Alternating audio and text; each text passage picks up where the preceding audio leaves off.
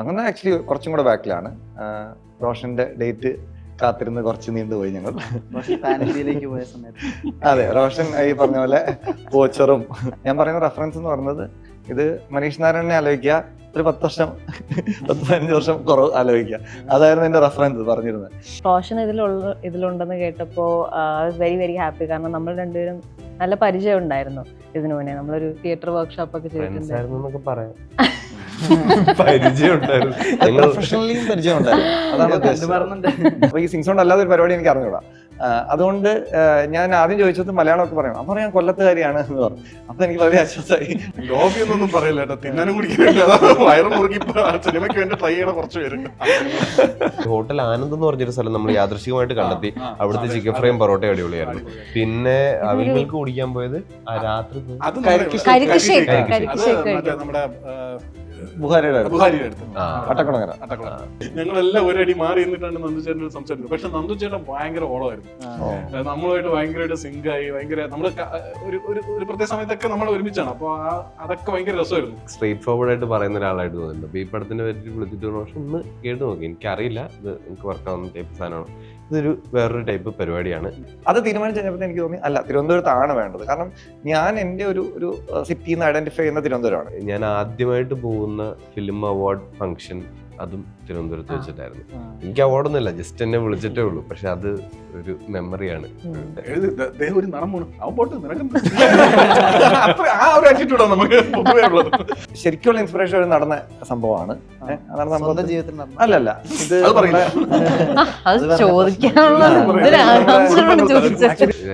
ഹിന്ദി പടത്തിൽ ഇല്ല, ഇപ്പൊ ലോക്കൽ ഇസ് യൂണിവേഴ്സൽ അങ്ങനെ ഞാൻ പറഞ്ഞതല്ല. 3 ലൈൻ ഒരു സിനിമയുടെ പറഞ്ഞു കൊടുത്തിട്ട് ആൾക്കാർ അത് പൊളി ഐഡിയ ആണല്ലോ, ഇത് എവിടെ കിട്ടിയ പടം എന്ന് പറയുന്ന സിനിമകൾ ഭയങ്കര പൊളിയല്ലേ.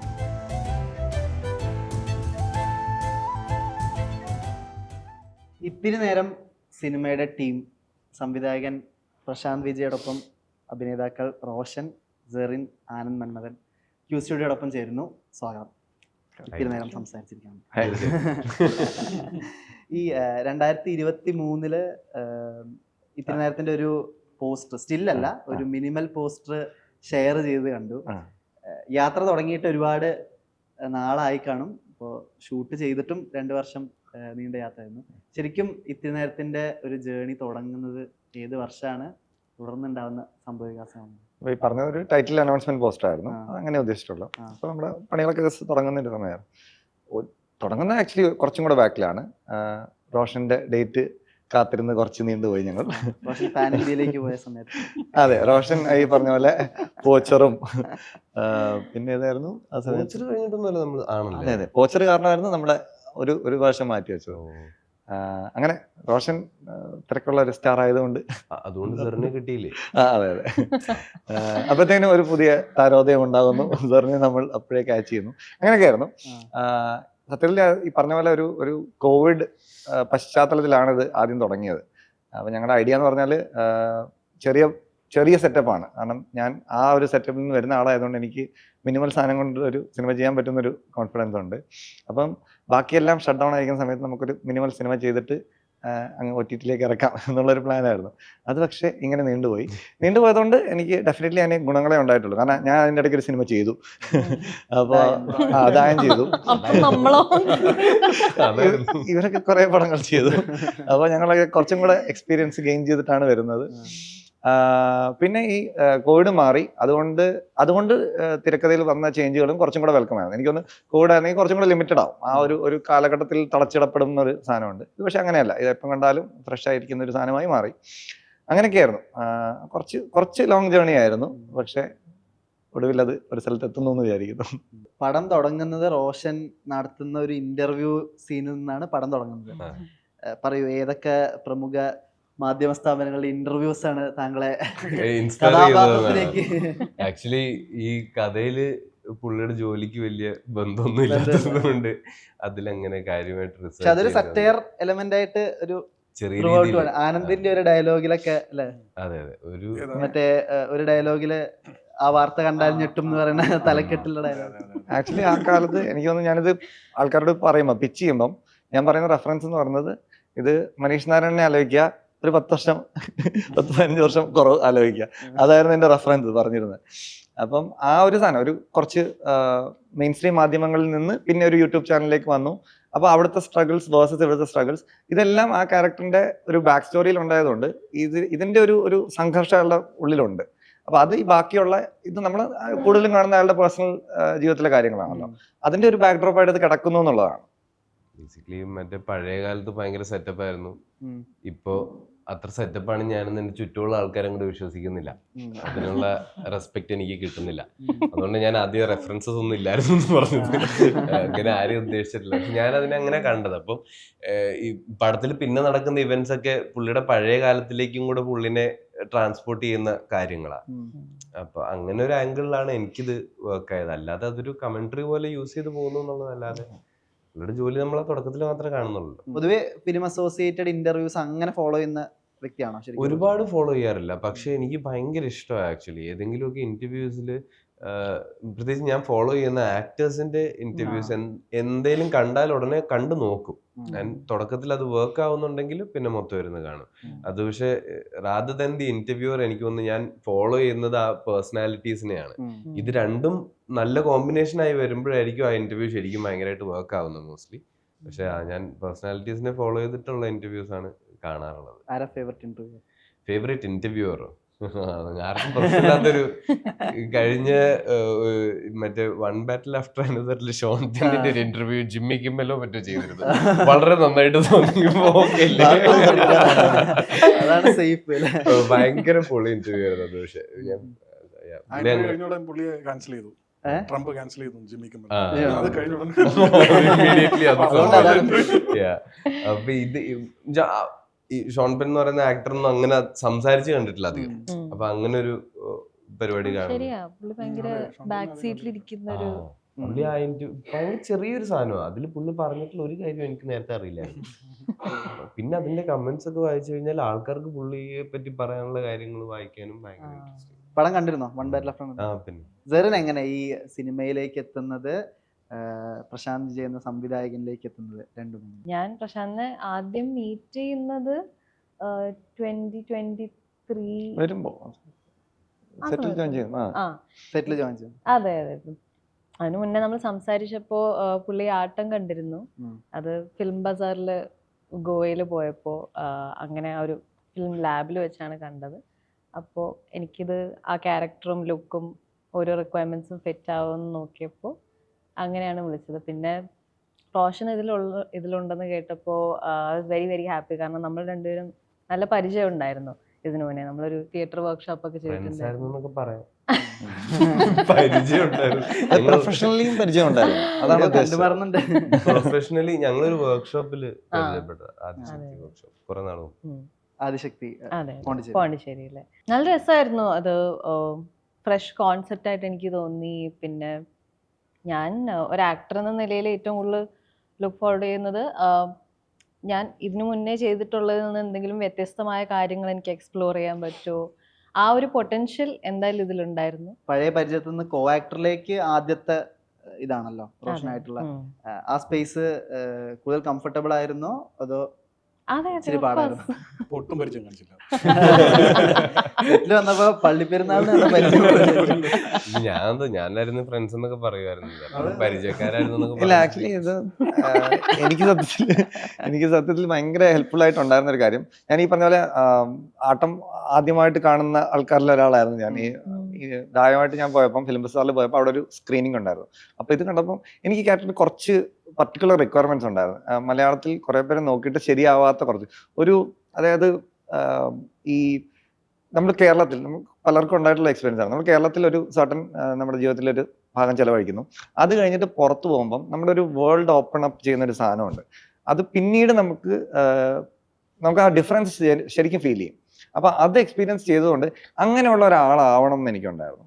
അപ്പൊ എനിക്ക് എന്തോ ഒരു കാര്യം, അത് ഈ ആട്ടത്തിലെ ക്യാരക്ടർ ഇതുമായിട്ടുള്ള എനിക്ക് തോന്നുന്നില്ല എന്തെങ്കിലും ബന്ധമുണ്ടെന്നുള്ളത്, പക്ഷെ അത് കണ്ടപ്പോൾ എനിക്ക് ഈ ആൾക്ക് അത് പറ്റും എന്ന് എനിക്ക് തോന്നി. അപ്പൊ ഞാൻ അതിനോട് ഡീറ്റെയിൽസ് ചോദിച്ചു. എനിക്ക് ആദ്യമായിട്ട് അറിയുന്നത്, കാരണം ഞങ്ങൾ സിംഗ് സൗണ്ട് ആണ്, ഞാൻ ഈ പറഞ്ഞ എൻ്റെ ആദ്യത്തെ ഷോർട്ട് ഫിലിം തൊട്ട് എല്ലാം സിംഗ് സൗണ്ടേ ചെയ്തിട്ടുള്ളൂ, അല്ലാതെ എനിക്ക് അറിഞ്ഞൂടാ. അവിടെ മുഴുവൻ സിംഗ് സൗണ്ടാണ്. അപ്പൊ ഈ സിംഗ് സൗണ്ട് അല്ലാതെ ഒരു പരിപാടി എനിക്ക് അറിഞ്ഞൂടാ. അതുകൊണ്ട് ഞാൻ ആദ്യം ചോദിച്ചത് മലയാളമൊക്കെ പറയണം. അപ്പൊ ഞാൻ കൊല്ലത്തുകാരിയാണ് എന്ന് പറഞ്ഞു. അപ്പൊ എനിക്ക് വളരെ ആശ്വാസമായി, കാരണം ഇതും സിംഗ് സൗണ്ട് ആയിരുന്നല്ലോ, ആട്ടവും സിംഗ് സൗണ്ട് ആയിരുന്നു. അപ്പൊ അതുകൊണ്ട് അപ്പൊ ഞാൻ പിന്നെ റോഷനോടും ചോദിച്ചു.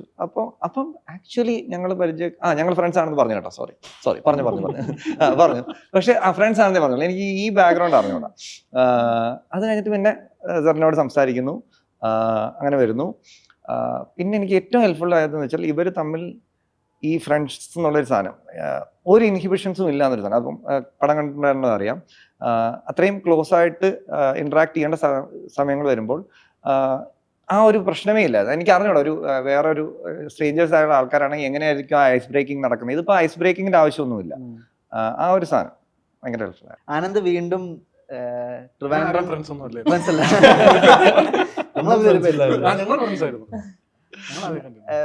നിങ്ങള് വേറെ അല്ല ഞങ്ങള് എനിക്കൊന്നും നമ്മുടെ നീല വെളിച്ചത്തിന്റെ വർക്ക്ഷോപ്പ്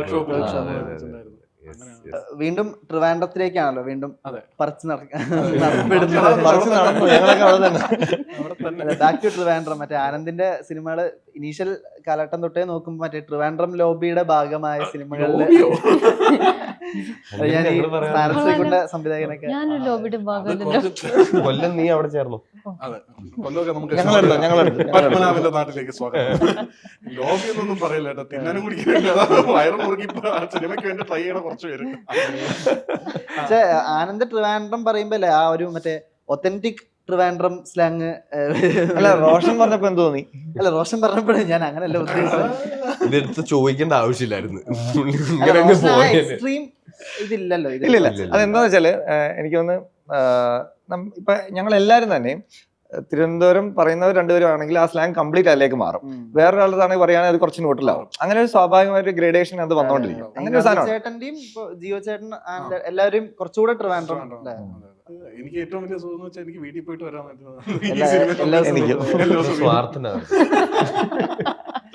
മറ്റേ വീട്ടിൽ നിന്ന് ഫുഡ് ഉണ്ടായി കൊണ്ടുവരാ സാധാരണ എല്ലാവരും. പക്ഷേ കുറെ അടിപൊളി സ്ഥലങ്ങളിൽ ഇവൻ ഞങ്ങളെ കൊണ്ടുപോയി ഫുഡ് കഴിക്കാൻ. ഞങ്ങളുടെ ബേസിക് എല്ലാ ദിവസത്തെ ആസ്ക് അതായിരുന്നു, എടാ ഇന്ന് ഇപ്പൊ നമ്മൾ ഇപ്പൊ നിൽക്കുന്ന സ്ഥലത്തുനിന്ന് പെട്ടെന്ന് പോയി വരാൻ പറ്റുന്ന ഏതാണ്. അങ്ങനെ നമ്മള് എല്ലാം അടിപൊളിയായിരുന്നു. ഏതാ റെക്കമെൻഡ് ചെയ്ത് ഇവർക്ക്? മട്ടൻ കറി റെജിലയിലെ, പിന്നെ മറ്റേ ഹോട്ടൽ ആനന്ദ് എന്ന് പറഞ്ഞൊരു സ്ഥലം നമ്മൾ യാദൃശികമായിട്ട് കണ്ടെത്തി. അവിടുത്തെ ചിക്കൻ ഫ്രൈയും പൊറോട്ടയും അടിപൊളിയായിരുന്നു. പിന്നെ അവിൽ മിൽക്ക് കുടിക്കാൻ പോയത് രാത്രി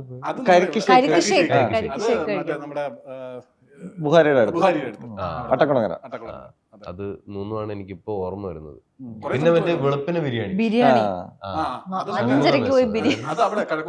ഷൺമുഖ മെസ്സോ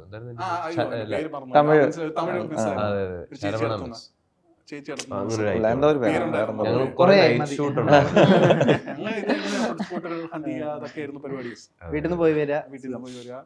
പിന്നെ രസമുണ്ടായിരുന്നു ഈ പരിപാടി. എനിക്ക് ഈ പറയുന്ന പോലെ ആകെ കുറച്ച് ക്യാരക്ടേഴ്സേ ഉള്ളൂ, അപ്പൊ നല്ല രസമുള്ള പരിപാടി. പിന്നെ എനിക്ക് സിംഗ് സൗണ്ട് ചെയ്യുക എന്നുള്ളത് ഭയങ്കര രസമുള്ള പരിപാടിയായിട്ട് തോന്നി. പിന്നെ എനിക്ക് ഡബ് ചെയ്യാനാണ് ഏറ്റവും ഭയങ്കര പ്രയാസമായിട്ട് എനിക്ക് തോന്നിയിട്ടുള്ളത്. ആ ചെയ്യുന്ന സമയത്ത് സംഭവം പിന്നെ ചെയ്യാൻ ഭയങ്കര പാടാണെന്ന് തോന്നിയിട്ടുള്ള ഒരാളാണ്. ചിലർക്കൊക്കെ ഡബിങ് ആയിരുന്നു ഭയങ്കര എളുപ്പം. അപ്പൊ ഇതിന്റെ ഏറ്റവും വലിയ ഞങ്ങളെല്ലാം ഒരേപോലെ പഠിച്ചിരുന്നത് നന്ദു ചേട്ടനുമായിട്ട് എങ്ങനെയായിരിക്കും ചെല്ലുക എന്നുള്ളതായിരുന്നു നമ്മളെല്ലാവരും പേടിച്ചു, ഡയറക്ടർ അടക്കം. ഞങ്ങളെല്ലാം ഒരടി മാറി എന്നിട്ടാണ് നന്ദു ചേട്ടനോട് സംസാരിച്ചത്. പക്ഷെ നന്ദു ചേട്ടൻ ഭയങ്കര ഓളമായിരുന്നു, നമ്മളുമായിട്ട് ഭയങ്കരമായിട്ട് സിങ്കായി. ഭയങ്കര നമ്മള് ഒരു പ്രത്യേക സമയത്തൊക്കെ നമ്മൾ ഒരുമിച്ചാണ്. അപ്പൊ അതൊക്കെ ഭയങ്കര രസമായിരുന്നു. പുള്ളിയുടെ പഴയ കഥകൾ കേൾക്കാനും അങ്ങനെ കുറെ അനുഭവങ്ങളുണ്ടായിരുന്നു. നല്ല രസമുള്ള ഷൂട്ടായിരുന്നു. അതെ, ഈ സിനിമയുടെ ജിയോ ബേബി പ്രസൻസ് എന്നൊരു ടാഗ് ലൈനിലും കൂടെയാണ് സിനിമ വരുന്നത്. ശരിക്കും ഈ പ്രസൻസ് ടാഗിൽ വരുമ്പോൾ ഒരുപാട് പേർക്കുള്ള സംശയമാണ്, ശരിക്കും പ്രസൻസ് എന്താണ്? അതൊരു പ്രൊഡക്ഷന്റെ ഭാഗമായിട്ടാണോ, അതോ ചിലർ പറയും അല്ല അതൊരു റവന്യൂ ഷെയറിങ്ങിന്റെ ഭാഗമാണ് എന്ന് പറയും, ചിലർ പറയും അങ്ങനെ ഒന്നല്ല, ഒരു ടാഗ് ലൈൻ ആണ്. മീൻസ് ആ സ്പെസിഫിക് ആൾക്ക് ഈ പ്രൊഡക്റ്റിലേക്കുള്ള ഒരു വിശ്വാസം എന്നുള്ളൊരു രീതിയും പറയാം. ശരിക്കും എന്താണ് പ്രസൻസ്? യൂഷ്വലി അത് വരുന്നതെന്ന് വെച്ചാൽ ഒരു ക്രെഡിബിലിറ്റി ഉള്ള ഒരാൾ, ഒരു ബ്രാൻഡ് വാല്യൂ ഉള്ള ഒരാൾ ഒരു ലേറ്റർ സ്റ്റേജിൽ ഒരു പടത്തിലൊക്കെ ഇൻട്രസ്റ്റഡ് ആയിട്ട് പ്രൊമോട്ട് ചെയ്യാറുണ്ട്. ഇപ്പം അനുരാഗ് കശ്യപ് പ്രസൻസ്, അല്ലെങ്കിൽ എനിക്ക് തോന്നുന്നു ship of Theseus Kiran Rao presence ആണ്. അപ്പൊ അതൊരു സർട്ടൺ വാല്യൂ അതിന് കൊണ്ടുവരും. പക്ഷെ നമ്മുടെ ആക്ച്വലി അങ്ങനെ അല്ലാന്ന്. ഇത് തുടങ്ങിയത് ജിയോ ബേബിയിൽ നിന്നായിരുന്നു. അതായത് ഈ പറഞ്ഞ ഞാനൊരു ഇൻഡിപെൻഡന്റ് സിനിമ ചെയ്തുകൊണ്ടിരിക്കുന്ന ഒരാളായിരുന്നു. അപ്പോൾ എനിക്ക് ആകെ ഇൻഡസ്ട്രിയിലുള്ളൊരു ഫ്രണ്ട്ഷിപ്പ് എന്ന് പറയുന്നത് ജിയോ ആയിരുന്നു. അപ്പം ജിയോ ഇത് ഈ ഒരു തിരക്കഥ വന്നപ്പോൾ ഞാൻ ഇതുവരെ ആലോചിച്ചിട്ടുള്ള ഏറ്റവും കൊമേഴ്സ്യലി വയബിൾ പ്രോജക്റ്റ് ആണെന്ന് എനിക്ക് തോന്നി. അങ്ങനെ ജിയോ എടുത്ത് പറഞ്ഞത് എങ്ങനെയാണ് ഇതിൻ്റെ ഒരു പ്രോസസ്സ്, ഇത് എനിക്കൊന്ന് ഒരു ഷെഡ്യൂളോ ഒരു ബഡ്ജറ്റോ ഒക്കെ ആക്കി തന്നാൽ എനിക്ക് പ്രൊഡ്യൂസേഴ്സിന് നോക്കായിരുന്നു. അപ്പോൾ ജിയോ ഇത് വായിച്ചിട്ട് ജിയോ പറയുന്നു ഇത് ഞങ്ങൾ തന്നെ പ്രൊഡ്യൂസ് ചെയ്താലോ. എനിക്ക് സന്തോഷം, ഞാൻ പിന്നെ അത് അന്വേഷിച്ച് പോകണ്ടല്ലോ. അങ്ങനെയായിരുന്നു എൻ്റെ ഒരു തുടക്കം. അപ്പം എനിക്കൊന്ന് ജിയോ ഉണ്ടായതുകൊണ്ടാണ് റോഷനിലേക്കും ഒക്കെ എത്തുന്നതും ഇതൊന്ന് ഇനിഷ്യേറ്റഡ് ആവുന്നു. അങ്ങനെയാണ് ഇതിനൊരു സാധാരണ രീതിയിൽ ഒരു പ്രസൻസ് വരുന്ന അല്ല, അതിലും കൂടുതൽ ഇൻവോൾവ് ആണ് ജിയോയുടെ റോള്. ജിയോ ചേട്ടൻ വഴിയാണ് എൻ്റെ അടുത്തേക്ക് ആദ്യം പടം ജിയോ ചേട്ടൻ വിളിച്ചിട്ട് പറയുന്നതും ഭയങ്കര ജെന്യൂൻ ആയിട്ടാണ് പുള്ളി സംസാരിക്കുന്നത്. എല്ലാ കാലത്തും അങ്ങനെയാണ്. വെച്ചാൽ ഞാൻ ഫസ്റ്റ് ജിയോ ചേട്ടനെ പരിചയപ്പെടുന്നത് വർത്തമാനം എന്ന് പറഞ്ഞ പടത്തിന്റെ ഷൂട്ടിലാണ്. ഞങ്ങൾ രണ്ടുപേരും അതിൽ അഭിനയിച്ചിട്ടുണ്ട്. അപ്പോൾ എൻ്റെ നാട്ടുകാരനൊക്കെ ആയിട്ട് വരും എന്നുള്ള രീതിയിൽ നിൽക്കുന്ന ഒരാളാണല്ലോ സിദ്ധാർത്ഥ് ശിവ. അപ്പോൾ എനിക്ക് സിദ്ധാർത്ഥേട്ടൻ വഴിയുള്ള സിദ്ധാർത്ഥേട്ടൻ്റെ പടം അങ്ങനെ ആ ഒരു ലിങ്ക് വഴിയൊക്കെയാണ് വരുന്നത്. അന്ന് സംസാരിച്ചിട്ടുള്ള സമയം മുതൽ എല്ലാം ഭയങ്കര സ്ട്രെയിറ്റ് ഫോർവേഡ് ആയിട്ട് പറയുന്ന ഒരാളായിട്ട് തോന്നുന്നുണ്ട്. അപ്പോൾ ഈ പടത്തിനെ പറ്റി വിളിച്ചിട്ട് പക്ഷെ ഒന്ന് കേട്ട് നോക്കി, എനിക്കറിയില്ല ഇത് നിങ്ങൾക്ക് വർക്കാവുന്ന ടൈപ്പ് സാധനമാണ്, ഇതൊരു വേറൊരു ടൈപ്പ് പരിപാടിയാണ്, ഒന്ന് കേട്ട് നോക്കിയിട്ട് പറ. അപ്പൊ ആ പറച്ചിൽ എനിക്ക് നമ്മുടെ ആദ്യത്തെ വീഡിയോ കോളിലും ജിയോ ചേട്ടൻ ജസ്റ്റ് ഒന്ന് പ്രത്യക്ഷപ്പെട്ടിട്ട് പോയായിരുന്നു. അത്രേ ഉള്ളൂ. എന്നിട്ട് ഏറ്റവും ബെസ്റ്റ് ഫാക്ടേഴ്സ് ജിയോ ചേട്ടൻ അങ്ങനെ പറഞ്ഞു കഴിഞ്ഞിട്ട് നമ്മളിത് കേട്ടിട്ട് വർക്ക് ആയില്ല എന്നുണ്ടെങ്കിലും പുള്ളിനെ വിളിച്ച് പറയാൻ നമുക്ക് യാതൊരു ബുദ്ധിമുട്ടും തോന്നില്ല. ആ രീതിയിലാണ് ഇത് പിച്ച് ചെയ്യുന്നത്. റോഷന് ശരിക്കും ഈ പറഞ്ഞ സ്ലാങ് കൈകാര്യം ചെയ്യല് ആരിൽ നിന്നാണ് ശരിക്കും പഠിച്ചത് ഈ സെറ്റിൽ? ആനന്ദും നന്ദു ചേട്ടനൊക്കെ ഉണ്ട്. പക്ഷെ ആനന്ദിന്റെ പിന്നെ തിരുവനന്തപുരം സ്ലാങ് ഞാൻ നേരത്തെ ചെയ്തിട്ടുണ്ട്. പക്ഷെ ഇത് ആക്ച്വലി തിരുവനന്തപുരത്ത് നിന്ന് എനിക്ക് കുറെ ഫ്രണ്ട്സ് ഉണ്ട്. വേറെ പടങ്ങളിൽ ഇപ്പൊ തെക്കൻ നെല്ലിയേഴ്സിലൊക്കെ ഏകദേശം നമ്മൾ ആ ഒരു ഏരിയയിൽ കയറി ഇറങ്ങിയിട്ടുണ്ടല്ലോ. ഇത് പലയിടത്തും പലതാ, പല ആൾക്കാരുടെ കയ്യിൽ ഇരിക്കുന്നതും പലതാ. തന്നെ പല ഡയലക്ട്. അതെ, പിന്നെ ഇവര് നമ്മളോട് സംസാരിക്കുമ്പോൾ മാറ്റിക്കളയും. അപ്പൊ ഇത് കേട്ട് പഠിക്കലൊക്കെ കുറച്ച് ടാസ്കാ. അപ്പൊ പഠിപ്പിച്ചതാന്ന് പറഞ്ഞു തന്നെ. അല്ലെങ്കിൽ മോസ്റ്റ്ലി ഏറ്റവും നന്നായിട്ട് വർക്ക് ആവുന്നത് ആ നാട്ടുകാരുമായിട്ട് സംസാരിച്ച് ആ സംവാദത്തിനുള്ളിൽ നിന്ന് ഇത് പിക്കപ്പ് ചെയ്ത് പതുക്കെ തന്നെ മാറി തുടങ്ങും. ഇത് ഇവന്മാര് സമ്മതിക്കൂല. ഇവര് മാറ്റിക്കൊണ്ടേയിരിക്കും. ഇതിന്റെ ഇടയിൽ നമ്മൾ ലോസ്റ്റ് ചെയ്യുന്നത്. ട്രിവാൻഡ്രത്ത് സെറ്റ് ചെയ്യാം, അല്ലെങ്കിൽ ഒരു ട്രിവാൻഡ്രം ഓർമ്മകൾ ഉണ്ടല്ലോ, അതായത് ട്രിവാൻഡ്രത്തിൽ ഒരുപാട് സ്ഥലങ്ങൾ കാണിക്കുന്നുണ്ട്, ഒന്നല്ല 2 ബാറുകൾ കാണിക്കുന്നുണ്ട്, വ്യൂ ഉള്ള ബാർ കാണിക്കുന്നുണ്ട്. അങ്ങനെ പറയുന്ന പോലെ ട്രിവാൻഡ്രത്തെ അത്തരം കാര്യങ്ങളെ എന്താ തീരുമാനം എടുക്കാൻ കാരണം? ട്രിവാൻഡ്രത്തെ സെറ്റ് ബേസിക്കലി പറയുകയാണെങ്കിൽ ആനന്ദ് പറഞ്ഞ കാര്യമാണ്, വീട്ടിൽ പോകാൻ രാത്രി എന്നുള്ളതാണ്. സ്വാർത്ഥ താല്പര്യം അല്ലാതെ തന്നെ വെറും സ്വാർത്ഥ. ചേട്ടൻ വീട്ടിൽ പോകുന്നത് നിങ്ങളെല്ലാരും വീട്ടിൽ പോകുന്നത്. ഓക്കെ, പക്ഷെ ആ സമയം കൊണ്ട് തിരുവനന്തപുരം വീട് പോലെ ആയില്ലേ? ഇല്ല, ഞാൻ വീട്ടിൽ നിന്ന് മാറി നിൽക്കാൻ വേണ്ടി ചെയ്ത പടം. അപ്പൊ പിന്നെ കുഴപ്പമില്ലല്ലോ, എല്ലാവർക്കും വേണ്ടത് കിട്ടി. അപ്പോൾ ഇതില് ഞാൻ ഈ പറഞ്ഞ എന്റെ ആദ്യത്തെ ഷോർട്ട് ഫിലിം തൊട്ട് ആദ്യത്തെ ഷോർട്ട് ഫിലിം തന്നെ ശരിക്കും അതൊരു മാർക്കറ്റിൽ നടക്കുന്നതാണ്. അപ്പൊ ആ മാർക്കറ്റിന്റെ സെറ്റിങ്ങും ആദ്യം ഞാനന്ന് ബാംഗ്ലൂരായിരുന്നു. ബാംഗ്ലൂരിൽ നിന്നാണ് ആലോചിച്ചത്. പിന്നെ നോക്കിയപ്പോൾ ബാംഗ്ലൂർ ഷൂട്ട് ചെയ്യുന്നതെങ്കിൽ പ്രാക്ടിക്കലി എളുപ്പം തിരുവനന്തപുരത്ത് ഷൂട്ട് ചെയ്യുന്നത് അങ്ങനെ വന്നു. പക്ഷെ അത് തീരുമാനിച്ച് കഴിഞ്ഞപ്പോൾ എനിക്ക് തോന്നി അല്ല, തിരുവനന്തപുരത്താണ് വേണ്ടത്. കാരണം ഞാൻ എൻ്റെ ഒരു സിറ്റിയിൽ നിന്ന് ഐഡന്റിഫൈ ചെയ്യുന്ന തിരുവനന്തപുരമാണ്. ഞാൻ പറഞ്ഞപ്പം സത്യം പറഞ്ഞാൽ എൻ്റെ ജീവിതത്തിന്റെ പകുതി ഭാഗമായി തിരുവനന്തപുരത്തിനുള്ളത്, ബാക്കി എല്ലാം പലയിടത്തായിട്ടൊക്കെ ആയിരുന്നു. പക്ഷേ തിരുവനന്തപുരമാണ് ഞാൻ ഐഡന്റിഫൈ ചെയ്യുന്നത്. ഇപ്പൊ മിക്ക വഴികളും എനിക്ക് പരിചയം, മിക്ക ഇടവഴികളും പരിചയമാണ്. അങ്ങനെ ഒരു സ്ഥലമാണ് എനിക്ക് നമ്മുടെ ഒരു സ്ഥലമായിട്ട് തോന്നുന്നത്. അതുകൊണ്ട് തന്നെ അങ്ങനെ ഈ പറഞ്ഞ പോലെ ഒരു സ്വാർത്ഥ താല്പര്യമുണ്ട് തിരുവനന്തപുരം ഫീച്ചേർഡ് ആവണം എന്നുള്ളത്. ഇതൊന്നും ഒരു കാലത്ത് മലയാള സിനിമകളിൽ ഒരുപാട് ഉണ്ടായിരുന്നു, 80s 90s ഒക്കെ ഒരുപാട് ഉണ്ടായിരുന്നു. പിന്നെ ഈ പറഞ്ഞ പോലെ ലോബികളൊക്കെ മാറിയതുകൊണ്ടായിരിക്കണം തിരുവനന്തപുരത്ത് ആ ഫോക്കസ് പോയി. പിന്നെ പഴയ സിനിമകളൊക്കെ കാണുമ്പോഴേ എനിക്ക് ഏറ്റവും വലിയ ഇഷ്ടമുള്ളത് പഴയ സിനിമകൾ കാണുമ്പോൾ മിക്കതും തിരുവനന്തപുരത്താകുമ്പോൾ കബഡിയാറും പൂജപ്പുര അതിന്റെയൊക്കെ പഴയ വ്യൂസ്. അതെ, കാരണം ഇതൊരു ഡോക്യുമെന്റേഷൻ ആണ്. ഒരു സിനിമയിൽ ഒരു സ്ഥലം വരിക എന്ന് പറഞ്ഞ ഒരു ഡോക്യുമെന്റേഷൻ ആണ്. അതിങ്ങനെ മാറിക്കൊണ്ടിരിക്കല്ലോ. അപ്പൊ ഇതൊരു നമ്മള് ഒരു നൊസ്റ്റാൾജിക് ആർക്കൈവൽ വാല്യൂ ഉള്ള സാധനമാണ്. അങ്ങനെ ഒരു സാധനമുണ്ട്. അപ്പൊ എനിക്കിത് ഇതുവരെ ഉള്ളതിൽ ഏറ്റവും കൂടുതൽ ഈ ഡോക്യുമെന്റേഷൻ പറ്റിയത് ഈ സിനിമയിലാണ്. ഒരുപാട് സാധനങ്ങൾ നമ്മൾ ചെയ്തു വെക്കുന്നുണ്ടല്ലോ. തിരുവനന്തപുരം ചായവുണ്ട്. ബേസിക്കലി ഇപ്പൊ എനിക്ക് കൊച്ചിയിലോട്ടൊക്കെ മൂവ് ചെയ്യാൻ എല്ലാവരും പറയാറുണ്ട്. പക്ഷെ എനിക്ക് ഇവിടെ ഭയങ്കര റഷ് ആയിട്ടാണ് പോകുന്നത്, ഭയങ്കര തിരക്കുള്ള ജീവിതം. മറ്റെവിടെ കുറച്ചും കൂടെ പതിഞ്ഞ താളത്തിലാണ് പോകുന്നത് തിരുവനന്തപുരത്ത്. അപ്പൊ അവിടെ ജീവിക്കാനാണ് കുറച്ചും വലിയ റോഡുകൾ, വലിയ റോഡുകൾ. പിന്നെ അവിടെ അത്ര തിരക്കില്ല. ഇവിടെ ഭയങ്കര ഹാപ്പനിങ് ആണ്. കൊച്ചി ഭയങ്കര ഹാപ്പനിങ് ആണ്, തിരുവനന്തപുരം അത്ര ഹാപ്പനിങ് അല്ല. പക്ഷെ നമ്മൾ അതുമായിട്ട് സെറ്റ് ആയി പോയി. അപ്പൊ അവിടുത്തെ ജീവിതമായിട്ട് എനിക്ക് തോന്നുന്നു ഇപ്പൊ ഇടയ്ക്ക് ഒരു വർഷം ഡബിങ്ങിന്റെ ചെറിയ പാച്ച് സാധനങ്ങൾ കറക്ഷൻസ് ഒക്കെ ഉണ്ടായിരുന്നു. അപ്പൊ ഞാനിങ്ങനെ റോഷന്റെ ചെയ്യാനായപ്പോഴത്തേനും ഞാൻ പറഞ്ഞു ആനന്ദ് വരുന്നത് ചോദിച്ചപ്പോൾ പറഞ്ഞ് ആനന്ദ് പറഞ്ഞു ഇല്ല ഞാൻ അവിടെ നിന്ന് 2-3 ദിവസമായിട്ട് ഇവിടെ നിൽക്കുകയാണ്, എനിക്ക് വയ്യ, ഞാൻ തിരിച്ചു പോയി, നമുക്ക് തിരുവനന്തപുരത്ത് വെച്ച് ചെയ്യാന്ന് പറഞ്ഞു. റോഷന്റെ തിരുവനന്തപുരം ഓർമ്മ എന്താ ശരിക്കും? പൊതുവേ സിനിമയിൽ പ്രവർത്തിക്കുന്ന എല്ലാവർക്കും തിരുവനന്തപുരം പറഞ്ഞ IFFK ഓർമ്മകൾ ആ രീതിയിലാണ് പറയുന്നത്. IFFK അവിടുത്തെ സൗഹൃദ വലയം എന്നുള്ള രീതിയിൽ. എന്താണ് ശരിക്കും റോഷന്റെ ഈ എനിക്ക് സിനിമയ്ക്ക് ഒത്തിരി ഉണ്ട് ആക്ച്വലി. എനിക്ക് പറഞ്ഞ പോലെ സിനിമ റിലേറ്റഡ് ആയിട്ടുള്ളതോ അല്ലാത്തതുമായിട്ട് ഒരുപാട് കണക്ഷൻസ് ഉണ്ട് ട്രിവാൻഡ്രമായിട്ട്. അപ്പൊ എനിക്കും ഇങ്ങനെ ഒരു പുതിയ സ്ഥലത്തേക്ക് പോകുന്ന പോലെ ഒന്നും ഇത്ര നേരത്തിന് വന്നപ്പോഴൊന്നും അങ്ങനെ ഫീൽ ചെയ്തിട്ടേ ഇല്ല. എൻ്റെ അമ്മ കുറെ നാൾ അവിടെ വർക്ക് ചെയ്തിട്ടുണ്ട്. എൻ്റെ ചേച്ചി ആദ്യം മറ്റേ സ്കൂളിൽ പോയി തുടങ്ങുന്നത് പട്ടം KVയിലാണ്. അപ്പോൾ ഞാൻ തീരെ കുഞ്ഞുനാൾ മുതൽ ട്രിവാൻഡ്രമായിട്ടുള്ള കണക്ഷൻ ഉണ്ട്. IFFKക്ക് വന്നു പോയിട്ടുണ്ട്. ഞങ്ങളുടെ കേരളത്തിൽ ചെയ്ത ആദ്യത്തെ നാടകം കനകക്കുന്ന് പാലസിൽ നിശാഗന്ധിയിലാണ് പ്രീമിയർ ചെയ്യുന്നത്. ഗണേശത്ത് വന്ന് ഞങ്ങൾ പെർഫോം ചെയ്തിട്ടുണ്ട്. ഇപ്പോഴും തിരുവനന്തപുരം പോകുമ്പോൾ ആനന്ദ് പറഞ്ഞിരുന്ന പുതിയ പുതിയ ഹോട്ടലുകളിൽ പോയിട്ട് ഫുഡ് കഴിക്കാറുണ്ട്. പിന്നെ എൻ്റെ ഒരു ലോഡ് ഫ്രണ്ട്സ് അവിടുത്തുകാരാണ്. അങ്ങനെ ഒരുപാട് ഫ്രീക്വന്റ് ചെയ്തുകൊണ്ടിരുന്ന ഒരു സ്ഥലവും കൂടെയാണ്. ഇവിടുന്ന് എറണാകുളത്തും തിരുവനന്തപുരത്തേക്കുള്ള വഴിയിൽ പണി തുടങ്ങി കഴിഞ്ഞിട്ടാണ് അങ്ങോട്ടേക്കുള്ള പോക്ക് കുറവായിരുന്നു സത്യം പറഞ്ഞത്. കാരണം എപ്പോഴും ഡ്രൈവ് ചെയ്തായിരുന്നു പോവാറ്. ഈ പടത്തിന്റെ സമയത്തും അപ്പ് ആൻഡ് ഡൗൺ ഡ്രൈവ് ചെയ്ത് തന്നെ വന്നു. റഷ്യന്റെ വണ്ടി എടുത്തോണ്ട് വന്നത് നീയല്ലേ? അങ്ങനെ ബൈക്കിനും കാറിനും ഒക്കെ പോയിട്ടുണ്ട്. ഒരു പ്രാവശ്യം തിരിച്ച് ഞാൻ ആ ടാസ്ക് അവന് കൊടുത്തു. അവിടുന്ന് തിരിച്ചു വരാൻ ഞാൻ മാത്രമേ ഉള്ളൂ. പക്ഷെ ഒരു കാറും ഒരു ബൈക്കും അവിടെ ഉണ്ട്. എനിക്ക് ബൈക്ക് ഓടിക്കാൻ ഭയങ്കര ഇഷ്ടം. അപ്പൊ ഞാൻ നോക്കിയപ്പോ ട്രയംഫിന്റെ അതെന്തിനാ ഇവിടെ പറയുന്നു?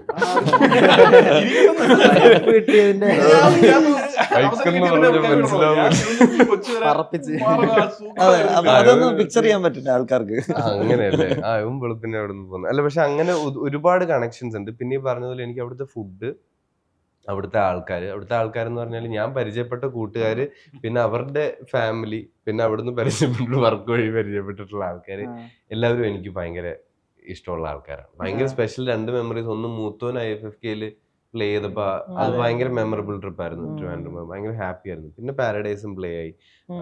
പിന്നെ ഞാൻ ആദ്യമായിട്ട് പോകുന്ന ഫിലിം അവാർഡ് ഫംഗ്ഷൻ അതും തിരുവനന്തപുരത്ത് വെച്ചിട്ടായിരുന്നു. എനിക്ക് അവാർഡൊന്നുമില്ല, ജസ്റ്റ് എന്നെ വിളിച്ചിട്ടേ ഉള്ളൂ. പക്ഷെ അത് ഒരു മെമ്മറിയാണ് ഇപ്പോഴും. താമസിക്കാനും ഹോട്ടലും നമുക്ക് സിനിമാക്കാരായല്ലേ തോന്നലൊക്കെ വന്ന ഒരു ദിവസം. ഈ സിനിമയിലെ സീക്വൻസ് ഇപ്പൊ ഏതാണ്ട് 3/4 പോർഷൻസും എക്സ്റ്റീരിയർ ആണ്. ഈ പറഞ്ഞ വഴി റോഡിലൂടെയും ഈ മറ്റേ ഓൾഡ് ബുക്ക് സ്റ്റോളിന്റെ ആ വഴിയിലേക്ക് നിങ്ങൾ വാക്കിൻ ട്രാക്ക് ചെയ്ത് വരുന്നുണ്ട്. അതിലൊക്കെ ഈ നാട്ടുകാരൊന്നും ക്യാമറയിലേക്ക് നോക്കുന്നില്ല. പക്ഷെ അത് ഭയങ്കര തിരക്കുള്ള വഴിയാണെന്ന് നമുക്കറിയാം. എത്തരത്തിൽ അതിന്റെ ഷൂട്ടിംഗ് ഒക്കെ എത്തരത്തിലാണ്? അതെല്ലാം ഞങ്ങൾ വിളിച്ച ജൂനിയർ ആർട്ടിസ്റ്റ് ആയിരുന്നു. ആണല്ലേ? ആ സ്ഥലം നിങ്ങൾ എങ്ങനെ ബ്ലോക്ക് ചെയ്തു എന്നൊക്കെ ഇങ്ങനെ ആലോചിച്ചു? പ്രൊഡക്ഷൻ ടീം തന്നെയാണ്. അങ്ങനെ ഞങ്ങള് ബ്ലോക്ക് ചെയ്തു. ഞങ്ങള് പോയിട്ട് ഇങ്ങനെ ബ്ലോക്ക് ചെയ്തതാണ്. അല്ല, ഇത് മാത്രമല്ല, എനിക്കൊന്ന് ഈ പറഞ്ഞ പോലെ അവരതൊന്നും കെയർ ചെയ്യാൻ തോന്നില്ല. തിരുവനന്തപുരത്ത് അവരെന്തോ ചെയ്യുന്നു എന്നുള്ളൊരു സാധനമാണ്. വലിയ സിനിമക്കാര് പോയാലും ഇന്നാള് കൃഷാന്ത് ഒരു ഇന്റർവ്യൂല് പറയുന്നുണ്ട് തിരുവനന്തപുരം പുച്ഛാണ് മെയിൻ. അത് ശരിയാ. ഒരു നടൻ പോണു, അവൻ പോട്ട് ആ ഒരു ആറ്റിറ്റ്യൂഡാണ് നമുക്ക് ഉള്ളത്. ആനന്ദിന് നാട്ടിൽ പോയാൽ ഈ പറഞ്ഞ പോലെ എനിക്ക് വല്ല വില ഒന്നും അതുകൊണ്ട് കുഴപ്പമില്ല. ഇനി ഇത്തിരി നേരം കഴിഞ്ഞ അടുത്ത നെക്സ്റ്റ് സിനിമകളിലൊക്കെ ഈ പറഞ്ഞ തിരുവനന്തപുരം ക്യാരക്ടേഴ്സ് വരുന്നുണ്ടോ, അതോ എങ്ങനെയാണ് പൈപ്പ് ലൈൻ? വേറെ പടങ്ങളൊന്നും വന്നിട്ടില്ല. ഈ ചോദ്യം തിരുവനന്തപുരത്ത് വേറെ പടങ്ങളൊന്നും ഇതുവരെ വന്നിട്ടില്ല എന്ന് തോന്നുന്നു. അല്ല, അതേ പറഞ്ഞ ഈ മൊത്തത്തിൽ കുറച്ച് കുറവാണ്. അതാണ് ഞങ്ങൾ ഫില്ല് ചെയ്യാൻ നോക്കുന്ന ഗ്യാപ്പ്. വളരെ കുറവാണല്ലോ. ഞാൻ തന്നെ അവസാനം വിജയിച്ച പടം ഇത് തന്നെയാണ്. അല്ല, തിരുവനന്തപുരത്ത് ഷൂട്ട് ചെയ്ത പടം. അല്ലല്ല, പിന്നെ വേറെ പടങ്ങളൊന്നും ഇതുവരെ ഞാൻ വേറെ ഷൂട്ട് ചെയ്തിട്ടില്ല.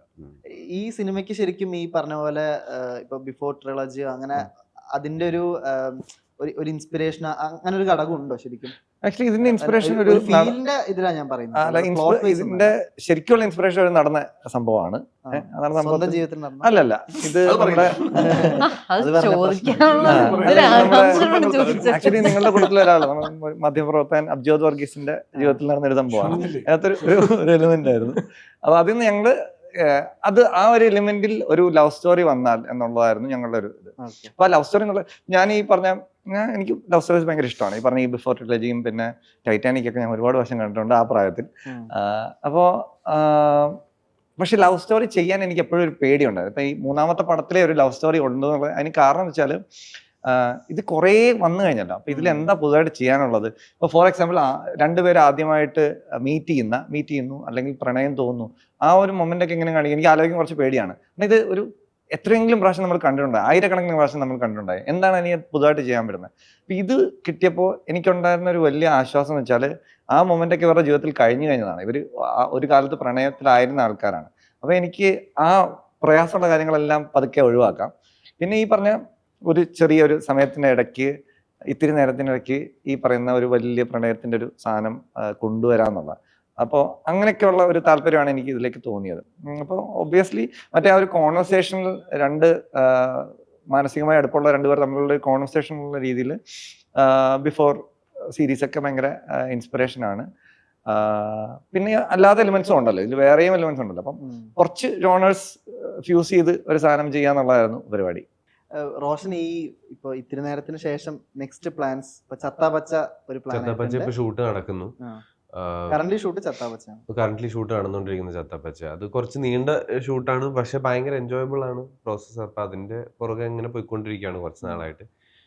പിന്നെ ഒരു സീരീസ് റിലീസ് ആവാനുണ്ട്, ഒരു തമിഴ് തെലുഗു ഒരു ബൈലിംഗ്വൽ മൊത്തം തീർത്ത് വെച്ചിരിക്കുന്ന ഒരു പരിപാടി. മലയാളത്തിൽ 2 പടം കൂടെ റിലീസ് ആവാനുണ്ട്. പിന്നെ ചത്താപ്പച്ച തീർത്ത് കഴിഞ്ഞ് തുടങ്ങാൻ ഒരു 2-3 പ്രോജക്ട്സ് ഉണ്ട്. അടുത്ത പാൻ ഇന്ത്യ പരിപാടി? പാൻ ഇന്ത്യ എന്നുള്ള പ്രയോഗമൊക്കെ കഴിഞ്ഞില്ലേ, അതെല്ലാം മാറിപ്പോയല്ലോ ഇപ്പൊ. ഹിന്ദി പടത്തിൽ ഇല്ല, ഇപ്പൊ ലോക്കൽ ഇസ് യൂണിവേഴ്സൽ അങ്ങനെ ഞാൻ പറഞ്ഞതല്ല.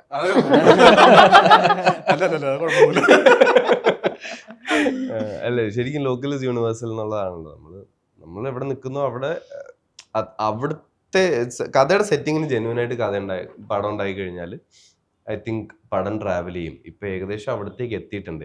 എല്ലാവർക്കും എല്ലാ ഇൻഡസ്ട്രിയിലും നടക്കുന്ന പടങ്ങളിൽ ഭയങ്കര താല്പര്യമുണ്ട്. നമ്മുടെ ഒരു കൊല്ലം വരുന്ന ഒരു 5-10 ബിഗ് റിലീസസ് എങ്കിലും അന്യഭാഷ ചിത്രങ്ങളാണ് കൊച്ചിയിൽ. അതേപോലെ തന്നെയാണ് പുറത്ത് എല്ലാവർക്കും മലയാളത്തോടും മോസ്റ്റ് അവൈറ്റിംഗ് ആണ്. പിന്നെ അതെ, അതുകൊണ്ട് ഇപ്പം പാൻ ഇന്ത്യ എന്ന് പറയുന്ന സാധനത്തിന്റെ ഡെഫിനേഷൻ കുറച്ച് മാറി. ഒരു സാധനം ഇറങ്ങിക്കഴിഞ്ഞ് അത് തിയേറ്ററിൽ വന്നു കഴിഞ്ഞിട്ടാണ് അറിയുന്നത് ഇതിൽ ഏത് പാൻ ഇന്ത്യ അല്ലാത്തത് എന്നുള്ളത്. അത് പടം പെർഫോം ചെയ്യുന്നത് എങ്ങനെ കണക്ട് ആവുന്നു എന്നുള്ളതനുസരിച്ചിരിക്കും. സോ ഞാനെപ്പോഴും വർക്ക് ചെയ്യാൻ നോക്കുമ്പോഴും അങ്ങനെ കുറച്ച് ജെന്യൂൻ ആയിട്ട് ചെയ്യുന്ന ആൾക്കാരുടെ കൂടെ വർക്ക് ചെയ്യാനാണ് ശ്രമിക്കുന്നത്. What ever the vision is, ആ വിഷനോട് ജെന്യൂൻ ആയിട്ട്. ഇപ്പൊ ഈ ഇതിൽ ജിയോ ചേട്ടൻ കൊണ്ടുവരുന്ന ആൾക്കാരെല്ലാവരും എനിക്ക് ലൈക്ക് ട്രസ്റ്റ് ചെയ്യാൻ ഭയങ്കര എളുപ്പമാണ്, because of the kind of person he is. അപ്പൊ ഇതില് ഈ ഇപ്പം ഈ ടീമിൽ പേരെടുത്തിട്ടുള്ള ആൾക്കാരെല്ലാവരും ഭയങ്കര ജെന്യൂൻ ആയിട്ട് വർക്ക് ചെയ്തിട്ടുള്ള ആൾക്കാരായിട്ട് തോന്നി. അതുപോലെ ഞങ്ങളുടെ റൈറ്റർ വിശാഖ് ശക്തി ലൈക്ക് അങ്ങനെ മറ്റേ ഒരു സിനിമ വേൾഡിലുള്ള ഒരാളായിട്ടൊന്നും പ്ലേസ് ചെയ്യാൻ പറ്റില്ല. ഇതിനു മുമ്പ് ഒരു ബുക്കാണ് എഴുതിയിട്ടുള്ളത്, ഒരു നോവൽ എഴുതിയിട്ടുള്ളത്. പിന്നെ ഈ സ്ക്രിപ്റ്റ് പ്രസന്റ് ചെയ്യുന്ന രീതിയും പുള്ളിയായിട്ടുള്ള ഓരോ ഡിസ്കഷൻസിലും ഒക്കെ is just doing it for the right reasons. എൻ്റെ ഉള്ളിൽ എവിടെയോ ഒരു കഥയുണ്ട്, അതിന് ഇങ്ങനെ ഒരു ഔട്ട്പുട്ട് പോസിബിൾ ആണോ എന്ന് നോക്കാൻ വന്ന് നിൽക്കുന്ന ഒരാൾ. അങ്ങനെ ആൾക്കാരുമായിട്ട് കൊളാബറേറ്റ് ചെയ്യാൻ ഭയങ്കര രസമാണ്. ഈ മീറ്റിംഗ് ഇതിനു മുമ്പും മീറ്റിംഗ് കഴിഞ്ഞ ശേഷവും പ്രശാന്ത് ഏട്ടന്റെ മുമ്പത്തെ വർക്ക് ഒരു വർക്കിനെ പറ്റി ഞാൻ ആ പടത്തിന് വേണ്ടിട്ട് ഏറ്റവും കൂടുതൽ പ്രൊമോഷൻ ചെയ്തിട്ടുള്ള ഞാൻ അതിശയങ്ങളുടെ വേനൽ എന്ന് പറയും. Beautiful cinema. ഞാൻ ഇപ്പോഴും ഇങ്ങനെ വെറുതെ ഇങ്ങനെ ഓരോ നറേഷനൊക്കെ കഴിഞ്ഞിട്ട് സംസാരം ഇങ്ങനെ പോകുമ്പോഴത്തേക്കിന് ചില ഫിലിം റിലേറ്റഡ് ആൾക്കാരോട് ഇന്റർവ്യൂസിലല്ലാതെ പോലും ഞാൻ ഇടയ്ക്കിടയ്ക്ക് എടുത്ത് പറയുന്ന ഒരു സിനിമയാണ്. ആൻഡ് എനിക്ക് എപ്പോഴും ഭയങ്കര എക്സൈറ്റിംഗ്. നമുക്കൊരു 3 ലൈനിൽ ഈ എലിവേറ്റർ പിച്ച് എന്നൊക്കെ പറയുന്ന പോലെ 3 ലൈൻ ഒരു സിനിമയുടെ പറഞ്ഞു കൊടുത്തിട്ട് ആൾക്കാർ അത് പൊളി ഐഡിയ ആണല്ലോ, ഇതെവിടെ കിട്ടിയ പടം എന്ന് പറയുന്ന സിനിമകൾ ഭയങ്കര പൊളിയല്ലേ. അയച്ചുതരും.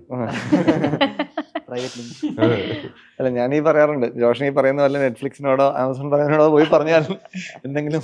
അല്ല, അതൊരു പാൻ ഇന്ത്യ പരിപാടിയാണോ? ലോക്കലി ഇന്റർനാഷണൽ ആണല്ലോ.